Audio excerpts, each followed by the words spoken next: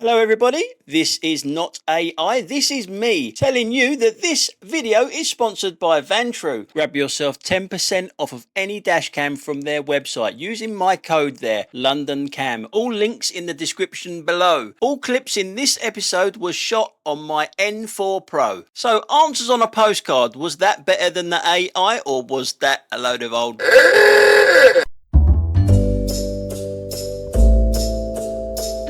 Hello everybody and welcome to another video. We start this one off with a pedestrian. It's a little bit further down the road here, but I'm going to talk you through what the idiot done. I didn't think it was a pedestrian, to be honest. I thought it was someone just getting in their car. They're going to come off the pavement on the left hand side here and go to the side of the car, but it's not their car. They've gone there to talk. Why not talk through the other door, through the other window? Are these people that stupid? Here he is now. Now, I'm thinking you're going to get in that car, but he's not. He's going to actually stand there and talk to someone. There is another door. There is another window. And if you were looking closely enough, you would notice that he walked to the car with a limp. Here's me now in the car.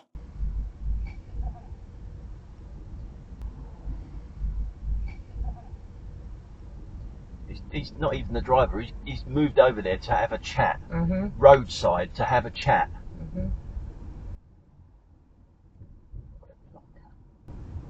You know, that window opens, you know, if the guy wants to talk to you, he'd open up that window and let you talk. You don't have to walk in the road, you know, to chat with someone. You already had a fucking limp. I wonder how you got that. Are you going to put that on your... Yes, I am going to put it on my channel. Now, I'm just pulling out of this parking space here. And quite a few of the things that come up on this channel is priority. Who has priority? Well, I have priority here because the obstruction is on the right hand side. But I can see a problem here. I've got no room to move it up there. So you give up your priority. So I get a thank you, which is okay. I'm going to wait for this other car to come through as well because the same problem's there. I couldn't see him waiting up there. So you give your priority up. So now I'm going to go. You know, it's the right thing to do. Yes, them cars could have waited somewhere around here, pulled into that drive maybe, or let me go into the left here. But they had priority there because all the traffic is parked on the left-hand side. But now, all the traffic is parked on the right-hand side. But we've got one of Sadiq Khan's License to Kill assassin that could see me a mile away and should be waiting there for me, not the other way round.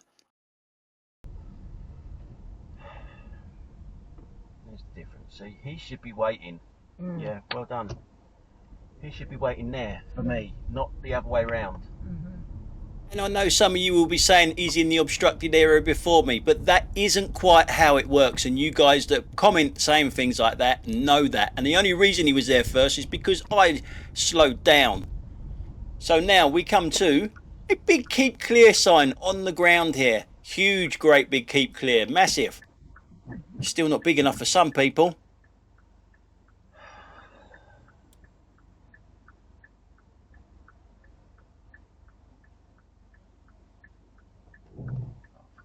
Can you not see the keep clear? Fucking hell. The divvies are out today. And for all you people playing London Dashcam Bingo, the camera didn't do that justice. I couldn't actually make the right turn because of where that car was. Now a little bit further down the road, I did not signal to this van that he should go. But I'll slow up for you anyway though, mate. But we're not really looking at him. We're looking at a private hire driver, one of Sadiq Khan's License to Kill assassins that comes out from the right hand side here. I have an issue with this car in more ways than one, and the driver. If you look at the front door and the back door, it's been in the wars, isn't it? It's been hit maybe 1 or 2 times at the same time maybe, and been repaired quite badly. You can see the paintwork is just shocking on it. So, you know, there's obviously something bad happened to it. And yes, I may be completely wrong about this car. It could have been, I don't know, we do live in London. It could have been attacked with some acid or something like that. Had dodgy neighbours that don't like you parking wherever, whatever. There could be a whole number of reasons why them panels were that bad, but there was a great big scratch down one of them anyway. And I'm quite surprised that licensing has licensed this car because of that. But that's not the only issue with this car. Now, and the driver, for instance, now private hire drivers are not allowed to park in bus stops to pick up, drop off or anything. It's one of the things that's drummed into you straight away. There's a bus stop here and he's just going to drop off someone straight in the bus stop. I go to overtake it. Good decision or bad decision? Fucking hell, man. And look at this car on the pavement here to get into this parking space here. Everyone's gone crazy this morning. Yeah, so that guy should never have pulled out. I'm just overtaking someone that's pulled over. So he should not be pulling out there for me. And he should be looking a little bit better than what he did. The other issue I've got with the car, though, the private hire car, as you'll see here, look at the number plate of this. It's over 10 years old. How has that still got a private hire license? They're only allowed to be 10 years. As soon as they're 10 years old, that's it. They can't be a private hire vehicle anymore. So how is he driving a bashed up car still on the road with a car that's 11 years old? It's almost 11 and a half years old as well. So answers on a postcard if you know how that's allowed to happen. Something going on a little bit dodgy there if you ask me. And speaking about dodgy, we have one of them drivers. Yes, the Fiat 500, the trainee Audi driver coming up in a minute. The road, it is quite tight, but it's not massively tight. All right, you can get two cars down this road side by side with the parked cars there. Yeah, you really can. But not if you drive like that. Not if you drive like that. It's going to be a struggle and you're not going to be able to hear the car behind us bibbing because it does it all the way down the road. Can move over. There is a fucking ton of room your side.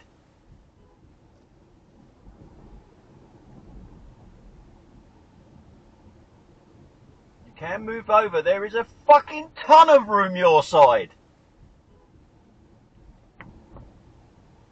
No wonder other people bibbed. Now I'm just going to show you that again and freeze it when he's next to me. I mean, you can see how close I am to my curb. And you can see how close he is to me with a ton of room on the other side. But look at the Range Rover. When we go to the rear camera now, look at the Range Rover. The Range Rover is almost touching the curb. And that idiot in the smallest car in the world cannot move over. I mean, look how close he is to that one. And then look at the distance between the curb and the Range Rover and the smallest car in the world. And he needs more space than the Range Rover. Unbelievable, these drivers. No wonder they are called trainee Audi drivers. Well, that's what I call them. So we've gone from the trainee Audi driver to the fully qualified Audi driver now. Now, as you can see, we've got traffic lights in front of us. Two sets of traffic lights. One is for me turning right and the other one is for this Tesco's guy to turn left.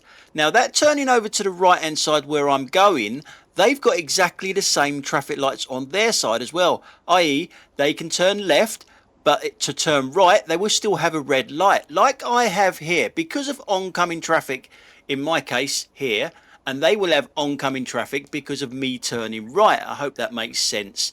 Anyway, we're still waiting for me to have a green light. And as you look over to the right hand side, you will see an Audi driver, yep, or an Audi car, and I've got a green light. That Audi's got a red.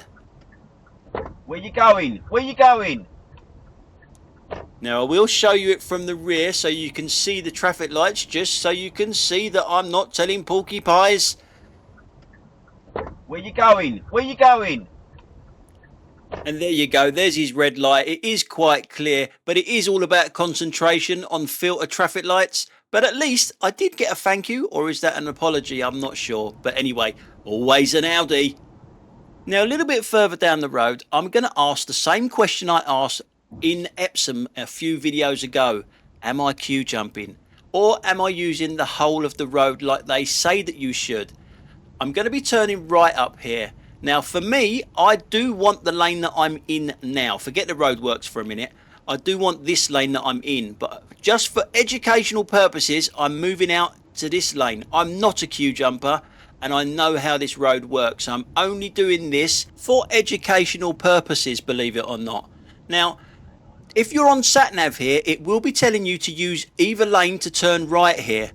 I want the left-hand lane now, so I'm going to move over as soon as I can. And that's what I do, because I know that this right hand lane turns right and the left hand lane goes left. So am I queue jumping there, or do I use the whole road correctly? For me, yeah, I'm queue jumping there. For me, I'm queue jumping because they are two different lanes. One goes left, one goes right, as you can see. And this left hand lane sometimes gets really chock-a-block.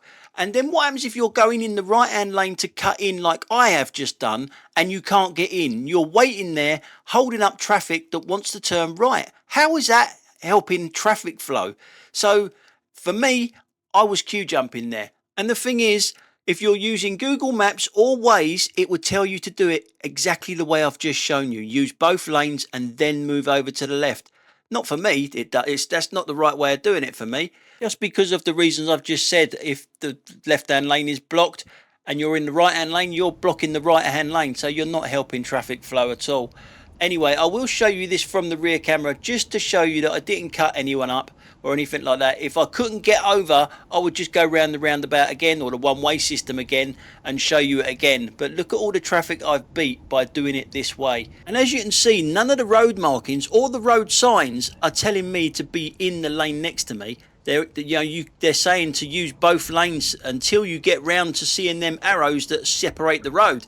So let us know in the comments down below. Is that queue jumping? Is that just the way you should be doing it? You just merge in turn on this stretch of road? Not for me, to be honest, but I'll be interested to hear what you got to say. And as you can see, I was the only car to do it on this occasion. There's normally a lot more that do it, and it does get a little bit congested because there's normally more than one person doing it. So we've gone back to the front camera now, and we're looking at this guy in front of us. Look how close he gets to the curb. And then right out wide to the right. Lazy driving that. And it's not a one-off. I'm going to show you some more bits that he does wrong in a little while. But he's obviously got something wrong with his minibus here. Now, I don't know who his passengers are. Where he goes, I'm pretty sure there's old folks' homes down there. So, yeah, this guy is taking old people out for days and stuff like that, I think. I'm not 100% sure. But you can see that he's got one brake light out there. The left-hand brake light is out. But when we get a little bit further, the lights underneath the brake lights, are they reversing lights? Because they're white. That's the only reason I'm saying that they're reversing lights. Why would they go on when he's going forward? You'll see this in a second. Bear with us. I will speed it up after this, but we come to a yellow box junction where he's waiting. Now, he's not going anywhere. He's not going backwards, but them lights come on. Now, they're reversing lights, are they not? But he don't go reverse. So it doesn't happen once neither. It happens a few times down this road. Now, I'm just going to show you a bit of lazy steering as well from him again. As we come to this roundabout, he does want the left-hand lane to go straight on, but he has both of them. Then he straight lines the roundabout pretty much. There should be a vehicle to right hand side, potentially there could be one there, and then we come down here, and then the lights come on again when he can't get past this vehicle to its left hand side. The reversing lights, by the way, come on, which a little bit weird. What is that? So I'm going to chop this in a minute, and we're going to be further down the road with an Audi in between us now. Now this van, this minibus, he's going to be turning left. He swings out wide to the right and then mounts the pavement going round this turning in a second. So there you go, straight up the curb there, going round there, even though he swung out wide right to do it. But look at this turning. There's a hedge there. He can't see round that hedge even with the swing out. And the pavement is minute. It's so small, and yet he mounts up the pavement. Now, you see what I mean about being a lazy driver and how dangerous it can be being a lazy driver, especially with your steering like that. Now it's time for your petrol head moment. It's coming towards us. I do, for a change, know what this one is, only because I used to have one back in the day, of course, and it was an old rust bucket then. It wasn't in good nick like that. I sold my one for £175 to a work colleague called Paul, a former Royal Marine who was moving back up to Scotland with it. I haven't heard from him since. So now we're on the Mad Mile, and the Mad Mile now is 40 miles an hour, which creates problems. When it's 60, people are just gone. At 40, everyone is bunching up. Like this car next to us, it wants to take the right turn at the roundabout up here. So it shouldn't really be there already in the outside lane, because it's going to get people do that. It doesn't matter whether you're doing the 40 miles an hour speed limit or not, and it is pretty much doing the 40 miles an hour speed limit, but it encourages people to do this because you're out too early. And I get it, because it's 40, everyone bunches up and it's harder to get out to the right to turn right at this roundabout here. So this is always going to happen here now, because they've messed about with the speed limit, and there will be accidents on this road now, believe it or not, rather than more than when it was when there was 60. I can never remember one being on here when it was 60, but there will be definitely ones on here when it's 40. It's crazy, I know, going down 20 miles an hour and there'll be more accidents than 60, but it's the truth, it will happen. And this is what was going on behind me at the same time. Obviously the car in the outside lane is doing a little bit of lane hogging, wants to turn right at the roundabout. The van is getting very impatient behind it and does a bit of stupidness, because there's no point to that. Why the harsh steering and the speed up to be behind me? Because we're both turning left, so it's still going to be behind me no matter what. The car to the right is actually going to be starting to catch him up to turn right, so there was actually no point to doing that at all. But then that is why it's called the Mad Mile. People do mad things on the Mad Mile. Anyway guys, that's it for today. Thanks a lot for watching, and I will catch you on the next one. Bye for now.